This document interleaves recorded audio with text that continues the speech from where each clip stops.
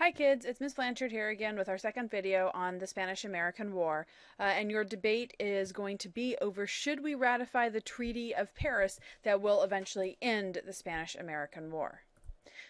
So let's get started.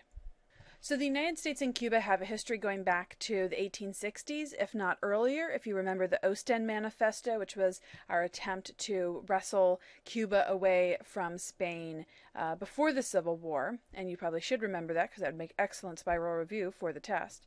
But there is a Cuba Libre movement going on in Spain in which the Cubans are claiming Spanish misrule. And we've read about that a little bit in class when we talked about yellow journalism.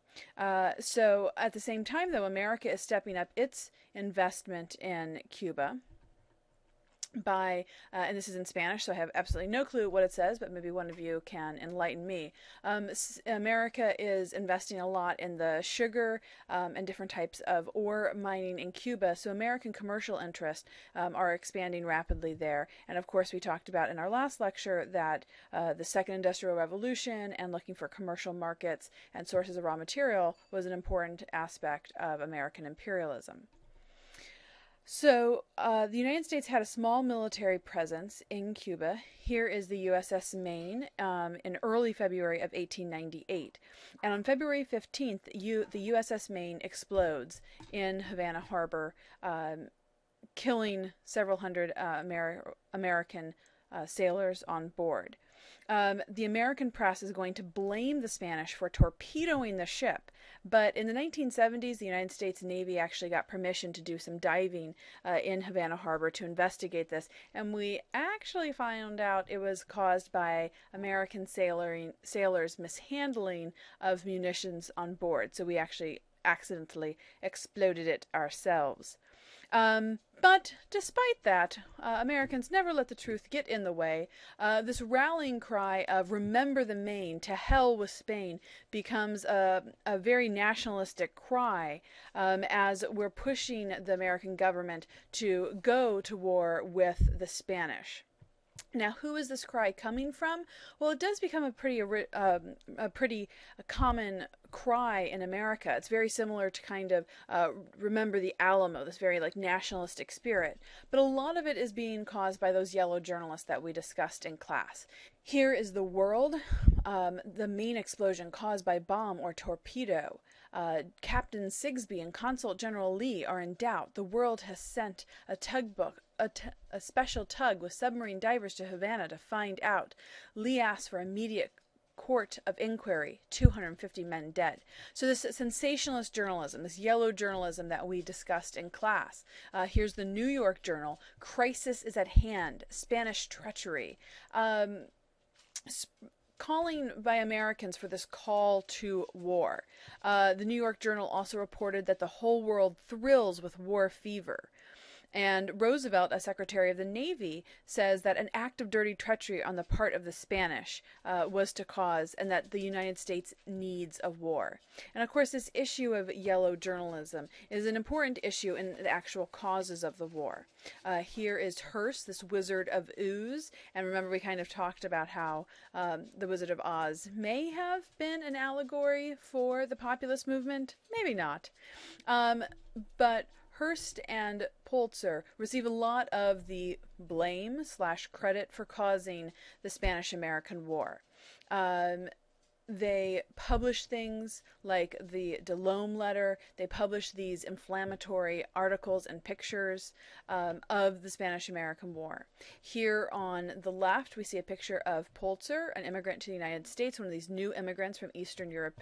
Here on the left, you have a representation of Pulitzer, who's an immigrant to the United States, actually one of these new immigrants from Eastern Russia. And it's a little stilted because he is an immigrant, and I think they're making fun of his accent. And it's saying, "Say, young feller, watch de tone. I'm de tone, you gonna buy it." And I can't really read the rest, but there you go. On the right, you have Hertz, this American playboy who takes his millions and invests it into newspapers. "Say, this is my war, I bought and paid for it, and if you don't stop bothering me about it, I'll have you put off the earth. See?" Hearst had actually proudly claimed that for less than $1 million, he caused the Spanish-American War that made him $10 million. And so one of the things that the Yellow journalists do is the publication of the DeLome letter. And this is a very important letter, and there's going to be a lot of parallels we'll see when we get to World War I with the DeLome letter.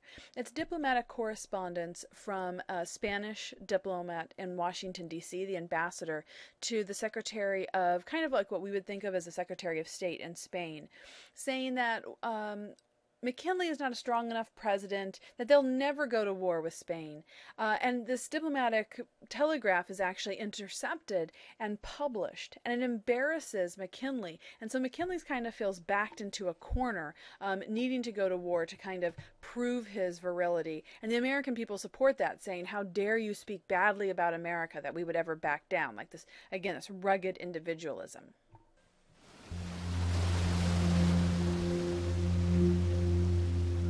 In Havana Harbor on February the 15th, 1898, a mysterious explosion sank an American cruiser, the USS Maine. 266 officers and sailors were killed. Cuba was a Spanish colony 90 miles from Florida. Although there was no evidence of Spanish involvement, cries of revenge against Spain swept across America. But President William McKinley, who would lead America into the 20th century, was reluctant to go to war. President McKinley is a silver-tongued orator, very popular, sweet man, but a very indecisive man. They used to say that McKinley's mind is like an unmade bed. You have to make it up for him before he can use it. Much more eager for war and foreign adventure in general was McKinley's young Assistant Secretary of the Navy, Theodore Roosevelt. Theodore Roosevelt was a great believer in outdoorism, a great believer in activity. He was vigorous, you know. You can imagine him sort of taking cold showers all the time. And he carried all this in his character into his politics. With Roosevelt and others lobbying intensely for it, Congress declared war on Spain in April of 1898. So McKinley goes in front of Congress on April 11th, 1898, and asks for them to declare war against Spain. It's approved pretty soon after. There is one stipulation that they pass something called the Teller Amendment, which promises that they'll never try and annex Cuba. This is kind of a way of courting the anti-imperialists who don't want to expand America's empire. And the next day, after we approve the war message, the blockade of Cuba begins. And soon after, Teddy Roosevelt resigns from his position as Secretary of the Navy. Remember, he had built that Great White Fleet earlier on, and he's going to form a group known as the Rough Riders. These are people kind of like Teddy Roosevelt himself, well-bred men from the United States, a lot of them. Teddy Roosevelt actually goes down to Madison Fifth Avenue and gets his uniform made at Brooks Brothers, and want to go overseas and show this like rugged individualism that men like Teddy Roosevelt aspire to.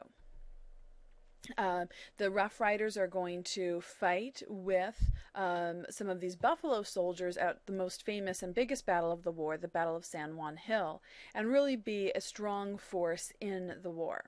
So Secretary of State John Hay called the war a splendid little war in Cuba. You may remember him from that open door note we talked about in the last lecture. And so he's the Secretary of State that's really creating the strong imperialist, strong international president for the United States.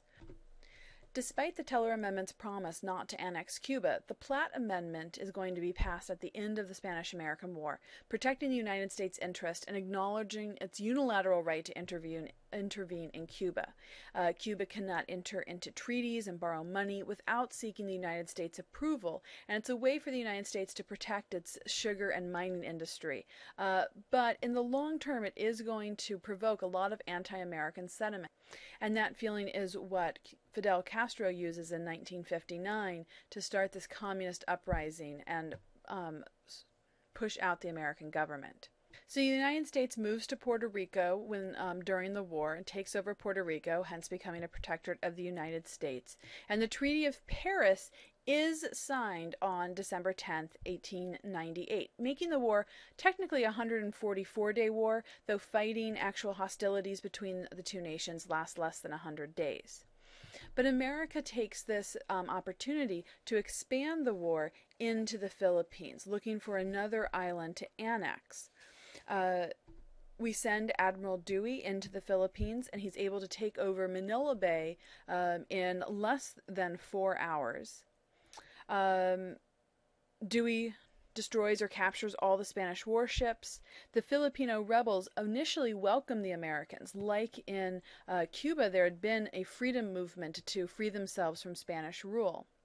However, they soon turn against the Americans once we kind of make our intent know that we're there to annex and not liberate the Filipinos. And so this is really where a lot of the anti-imperialist sentiment grows from.